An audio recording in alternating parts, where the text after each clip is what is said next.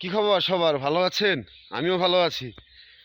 চাচা, হেনা কোথায়? হেনার তো বিয়ে হয়ে গেছে। আমি বিশ্বাস করি না। সেই কমন একটা ডায়লগ বাপ্পা রাজের যেটা 30 থেকে 32 বছর আগে আমরা দেখেছি, যতটুকু মনে আছে। সেই হেনার কিন্তু এখন বিয়ে হয়ে গিয়েছে অন্য নায়কের সাথে। হেনা এখন ঘর সংসার করতেছে নাইমকে নিয়ে। তো যাই হোক, সেই হেনার পাশ কাটি এখন কিন্তু আরেক হেনার জন্ম নিয়েছে। সেটা অতি দ্রুত ভাইরাল হয়ে গিয়েছে, যার বয়স হচ্ছে মাত্র 11 থেকে 12 হবে। ঠিক আছে, সেই শুভা তার বয়ফ্রেন্ডের সাথে, অর্ধেক হাজব্যান্ড অর্ধেক বয়ফ্রেন্ড অর্ধেক হচ্ছে বন্ধু, তার সাথে চলে গিয়েছে, বেগে গিয়েছে, পালিয়ে গিয়েছে। যেটাই বলি না কেন, এই বয়সে আপনি আমি কি করতাম? মাথার লুঙ্গি খুলে, পরনের লুঙ্গি খুলে মাথায় পেঁচাইতাম আম জাম কাঁঠাল লিচু, এগুলা পারতে পারতে আমাদের দিন চলে যেত। নাকের হিঙ্গুল মুছতে মুছতেই দিন শেষ হয়ে যাইত। মায়ের আঁচল ধইরা এলাকা ঘুরতাম মায়ের পিছনে পিছনে আর কি, হ্যাঁ। তারপর কি করতাম? কুতকুত, দায়রা বান্ধা, লাইদা খেলা, ওই যে বড়ি টোকানি, গ্রামগঞ্জে ক্রিকেট দৌড়াদৌড়ি করা, হ্যাঁ।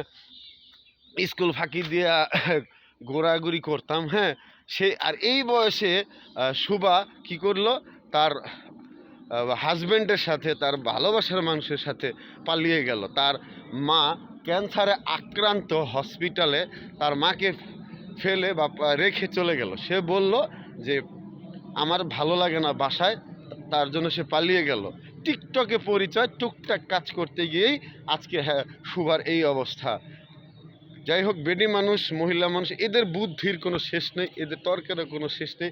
এদের সাথে তর্ক করে বা এদের সাথে ঝগড়া করে কোনো রাজা আদৌ পর্যন্ত রাজ্য পরিচালনা করেছে কিনা ইতিহাসের পাতাই নেই। কোনো পুরুষ তার বউর সাথে বলেন আর গার্লফ্রেন্ডের সাথে আর বেডি মানুষের সাথেই বলেন, যুদ্ধ করে জয়লাভ করতেও পারে নাই। এদের মন বোঝার কোনো বইও আদৌ পর্যন্ত বের হয় নাই, অদূর ভবিষ্যতও হবে না।